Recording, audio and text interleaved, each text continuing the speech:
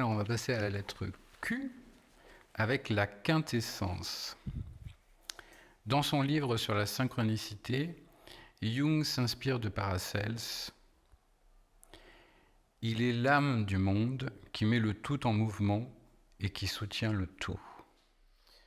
Oui, alors là, on s'aventure dans des spéculations qui dépassent l'expérience courante. Encore que je crois que si on a une bonne fonction sentiment, on peut, et même si on a une bonne fonction de sensation aussi, on peut sentir qu'il y a une âme du monde. Il suffit de se promener dans les forêts aujourd'hui pour se rendre compte qu'on la maltraite et que notre âme est mal raccordée à cette âme du monde. Bon, Paracels, donc, première moitié du XVIe siècle, Synchronicité Paracelsica, ouvrage de Jung, écrit en partie avec Pauli, dans lequel il parle de la synchronicité comme principe des relations acausales. On a déjà parlé de l'unus mondus, cette spéculation métaphysique de l'unus mondus, c'est-à-dire du monde originel dont proviendraient tous les phénomènes, tous les événements et toutes les idées. On pourrait assimiler cela au temps et à son développement. Disons que l'émanation à partir de l'unus mondus, on pourrait la comparer au temps, au flux du temps. Jung nous dit que l'homologue actuel psychologique de cet unus mondus, c'est l'inconscient collectif. Qu'est-ce que ça veut dire ? Ça veut dire qu'il y a une intelligence dans le cosmos. Alors, tu me diras, les gens appelaient ça Dieu, de toute éternité. Bon. Cela veut dire que cette intelligence ou cette conscience ou cette émanation, enfin, se traduit, oui, cette émanation, se fait par l'intermédiaire des archétypes. Ce sont les lois du monde, en quelque sorte, les lois physiques et psychiques du monde.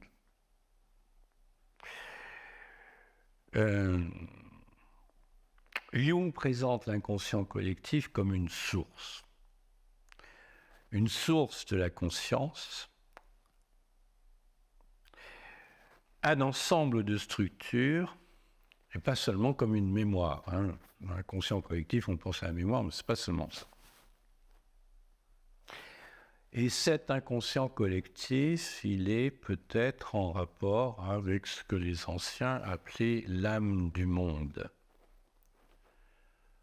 On pourrait dire aussi que cet inconscient collectif contient un programme pour la lignée des hommes. On peut dire beaucoup de choses.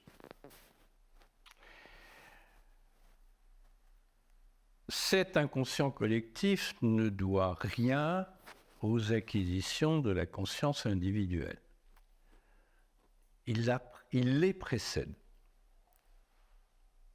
Cela dit, sur un plan sur ce que l'on peut expérimenter, c'est que lorsque cet inconscient collectif émerge dans nos rêves, ce n'est pas toujours sous une forme spectaculaire dont on puisse dire ça vient d'ailleurs. Il est le plus souvent mêlé à des contenus personnels, ou même il se décline selon des formes singulières, peu canoniques. Si l'on met l'accent sur le caractère de mémoire de l'inconscient collectif, il faut dire très simplement que celle-ci est beaucoup plus ancienne qu'un simple inconscient transgénérationnel. C'est une mémoire de la lignée des hommes. c'est la phylogénèse. On précisera aussi que cette mémoire est ambivalente. C'est-à-dire dans l'inconscient collectif, il y a, on l'a déjà dit, des problèmes qui n'ont jamais été réglés.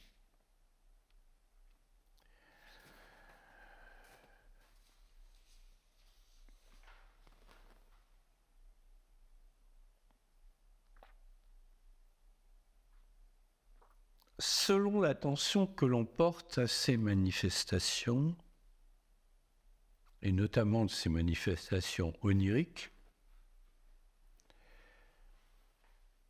à partir de certains exercices de méditation des images et d'imagination active, on peut interroger le sens du surgissement des images archétypiques. On peut d'une certaine façon métaboliser la puissance de l'inconscient collectif. Alors je vais continuer la citation de la première question, je vais la poursuivre. Sous sa forme terrestre primitive, il, cet esprit, est impur. Mais il se purifie progressivement au cours de son ascension dans les formes aquatiques, aériennes et ignées. Oui, c'est pas simple de comprendre les mots de Paracels. Bon, je dirais que l'inconscient collectif, ce n'est pas une mine que l'on peut forer à notre gré. Dans le travail des rêves, nous dit Jung, il ne s'ouvre de lui-même que dans la mesure où l'inconscient personnel a été suffisamment travaillé. Autrement dit, on a travaillé sur des complexes, ce qu'on fait dans toute psychothérapie, dans toute analyse. On a appréhendé au minimum notre ombre. L'histoire a été assumée. Dans ces cas-là, les choses se purifient progressivement dans leur ascension dans des formes aquatiques, aériennes et ignées. L'inconscient se purifie. Il peut alors nous vivifier, nous irriguer, relancer le psychisme. Il apparaît, comme le dit Paracels, en son corps clarifié. Si ce travail n'est pas accompli, notre lien avec ce que les anciens appelaient l'âme du monde reste impur. Ces philosophes disaient que cette âme du monde se maintient dans sa forme terrestre primitive, que cette âme, notre âme, se maintient dans sa forme terrestre primitive. C'est-à-dire que nous ne sommes pas reliés aux lois fondamentales mystérieuses qui garantissent notre équilibre, notre croissance. Alors parlons un peu de l'âme du monde. C'est Platon qui emploie le terme dans le Timée. L'âme du monde serait le principe des mouvements ordonnés de l'univers. Donc il y a un ordre. Pour les stoïciens, elle est une force vitale. Donc elle est efficiente. Il y a une influence efficiente. Pour les alchimistes, ça deviendra leur eau divine, leur aqua permanens. C'est-à-dire une substance mystérieuse dont la source est cachée dans l'homme intérieur, une substance mystérieuse omniprésente et pénétrant toute chose. Bon, mais on a du mal à se représenter ça, mais si cette substance est omniprésente et pénètre toute chose, il n'y a plus aucune raison de penser que l'homme est distinct du monde. Il n'y a aucune raison de penser qu'il n'est pas le reflet ou une partie de ce monde et qu'il a donc des devoirs. Bref, l'âme du monde est présence, source, esprit invisible et sensible pourtant. principe, on pourrait dire qu'elle influe de manière transcendante. Cela dit, c'est un émetteur, il faut un récepteur. Notre récepteur, c'est l'âme individuelle. Et le rapport entre l'âme du monde et notre âme individuelle est évidemment un rapport religieux. On pourrait dire aussi que l'âme individuelle, lorsqu'elle est purifiée, est un reflet de l'âme du monde. Alors, ça engage très loin tout ça. Ça engage très loin parce que ça force le respect et ça dénonce une illusion de liberté.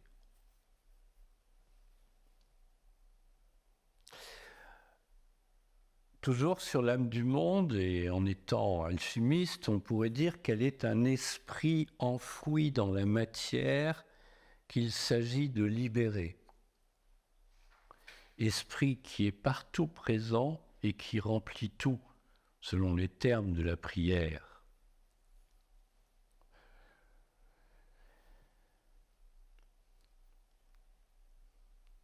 Âme du monde, lumière de la nature qu'il faut extraire de la materia prima, du chaos, de l'inconscient.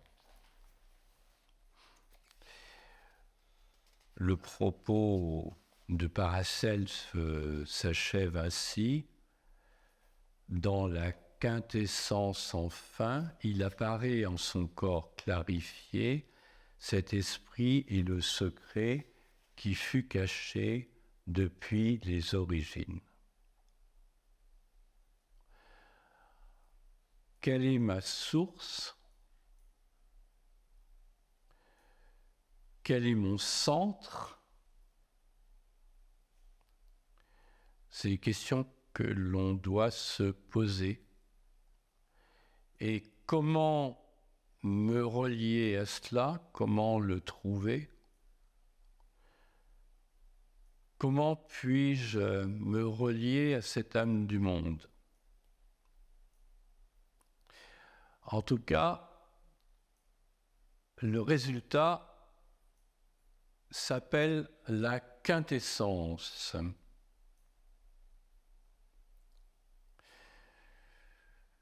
La quintessence, c'est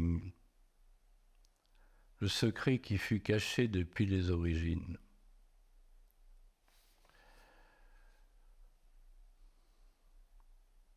Bon, le propos s'achève ainsi. Dans la quintessence, enfin, il apparaît en son corps clarifié, cet esprit est le secret qui fut caché depuis les origines. La quintessence est le produit de nombreuses opérations au cours desquelles, on va dire, on assume tout ce qui doit être assumé. Et au cours desquelles on se livre à une exploration aussi précise que possible de tout ce qui nous constitue et selon lequel on exprime ces différentes parties dans des proportions justes. Bon.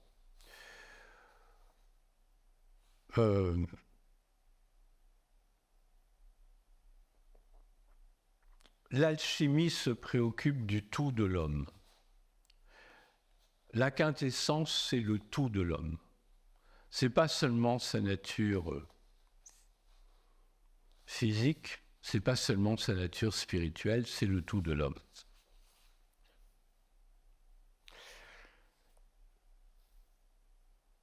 J'ai repris cette année la lecture d'un recueil de Marie-Louise von Franz qui s'appelle « Les rêves et la mort »,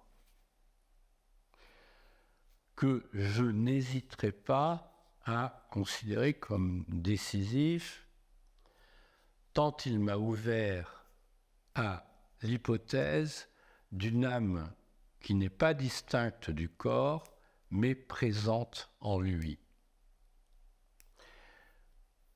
Une telle âme du corps a beaucoup préoccupé les philosophes alchimistes. C'est un peu l'équivalent de la quintessence recherchée. Cette quintessence, en fait, c'est l'essence de la vie corporelle. Et en même temps, c'est un esprit de vérité. Et en même temps, c'est l'âme du monde. Voilà ce que cherchaient les alchimistes.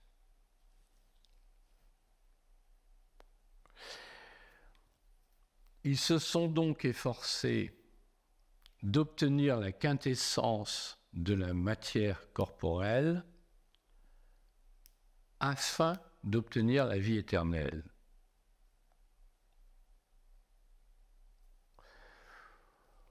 Bon, âme du corps ou corps de souffle, de nature spirituelle, purifiée, qui peut-être nous survivra, dont parlent les taoïstes. Corps transfiguré du christianisme. Voilà de quoi parle la quintessence.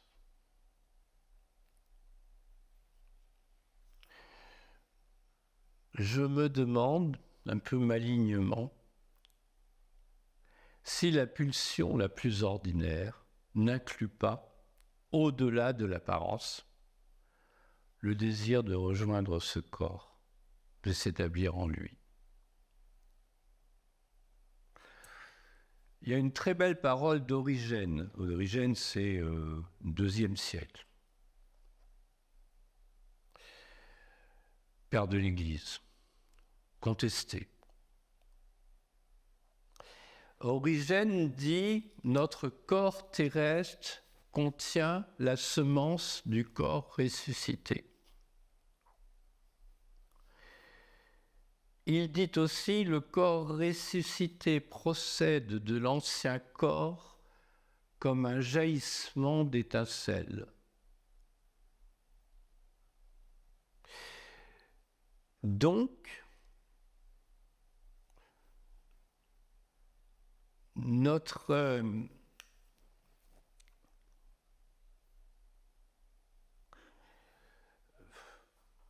question de départ portait sur la quintessence et l'âme du monde.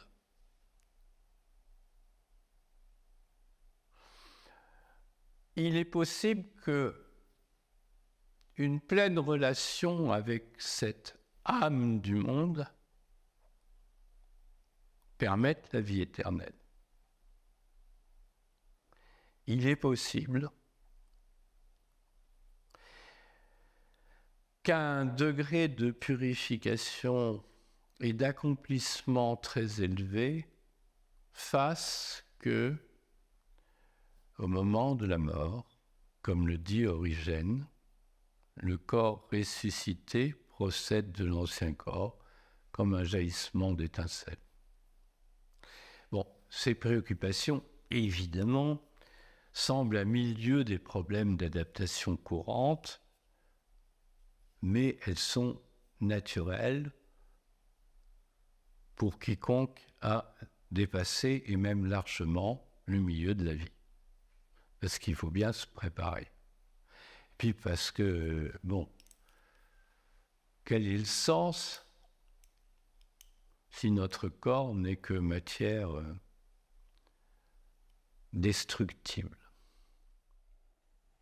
Alors justement, comment s'est passé ton parcours dans la purification de cette matière? Que reste-t-il aujourd'hui de ton expérience de ce secret? Et qu'est-ce qui s'est clarifié pour toi?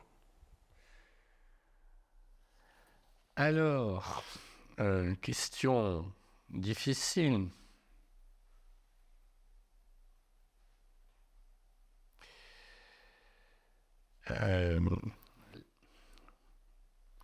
Dans Mysterium Conjunctionis, je vais m'en sortir par des citations,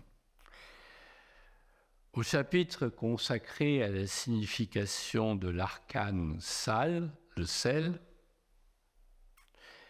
Jung nous dit que l'âme du monde soutient la possibilité d'une conjonction des opposés. Donc, on conçoit l'importance de son extraction ou de la purification qu'elle impose.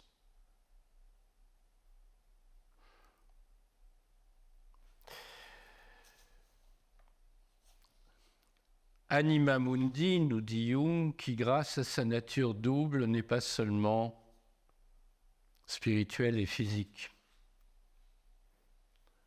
mais sur le plan moral réunit dans sa nature ce qu'il y a de plus haut et ce qu'il y a de plus profond.